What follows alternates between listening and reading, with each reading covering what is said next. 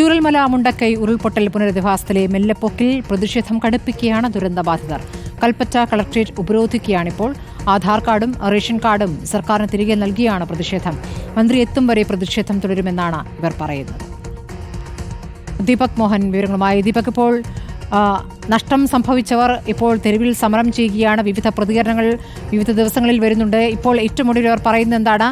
മന്ത്രി എല്ലാം ശരിയാകുമെന്നുള്ള ഉറപ്പ് ആവർത്തിക്കുന്നുമുണ്ട്. ദീപക്.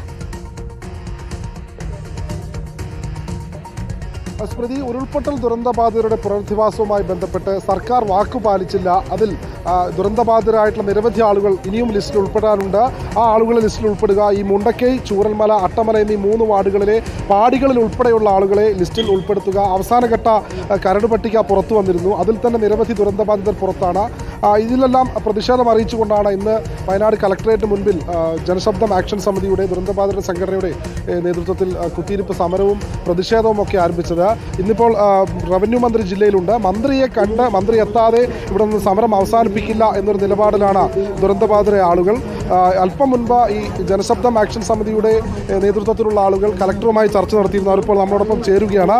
എന്താണ് കളക്ടറുമായി സംസാരിച്ച സമയത്ത് മറുപടി ലഭിച്ചത്?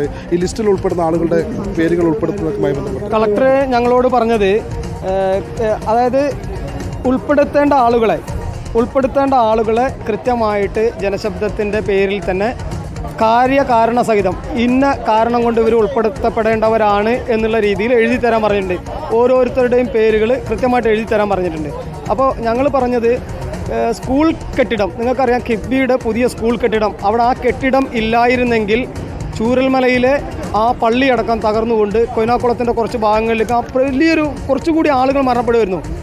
ജോൺ മത്തായി കമ്മീഷനെ ഞങ്ങൾക്ക് വിശ്വാസമല്ല. പക്ഷേ ഐസർ മൊഹാലിയുടെ ഗവേഷകർ വന്ന് പറഞ്ഞത് 74 മെട്രിക് ടൺ ഇനി അവിടെ കെട്ടിക്കിടക്കുന്നുണ്ട്. അടുത്ത മഴയ്ക്ക് അത് വരുന്നു.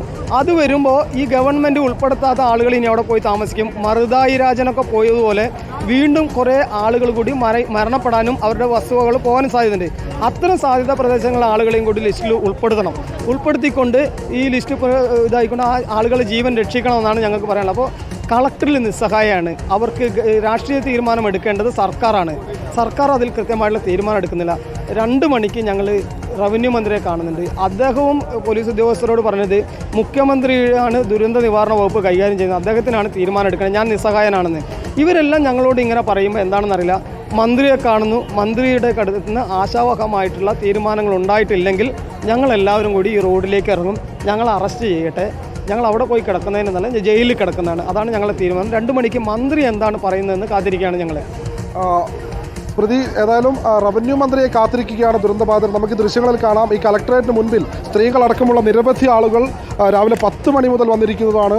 വലിയ നട്ടുച്ച വെയിലും ഇവരിവിടെ ഈ സമരത്തിന് നേതൃത്വം കൊടുത്തിരിക്കുകയാണ്. 2 മണിയോടുകൂടി മന്ത്രിയെ കാണാമെന്ന് അറിയിച്ചിട്ടുണ്ട്. ആ മന്ത്രി എത്തി ഇവരുടെ കാര്യങ്ങളിൽ കൃത്യമായൊരു പരിഗണന, അനുഭാവപൂർണ്ണമായൊരു നിലപാട് സ്വീകരിച്ചില്ലെങ്കിൽ റോഡ് ഉപരോധിക്കാനാണ് ഇപ്പോൾ ദുരന്തബാധിതരായ പ്രതിഷേധക്കാരുടെ തീരുമാനം. സ്ത്രീകളടക്കമുള്ള നിരവധി ആളുകൾ ഇവിടെ എത്തിയിട്ടുണ്ട്. ഇവരെല്ലാം തന്നെ ദുരന്തബാധിതരായ ആളുകളാണ്. എല്ലാം നഷ്ടപ്പെട്ട ആളുകളാണ്. വയനാട്ടിൽ നിന്നുള്ള പ്രതിഷേധത്തിന്റെ ദൃശ്യങ്ങളാണ് ഇപ്പോൾ കാണുന്നത്.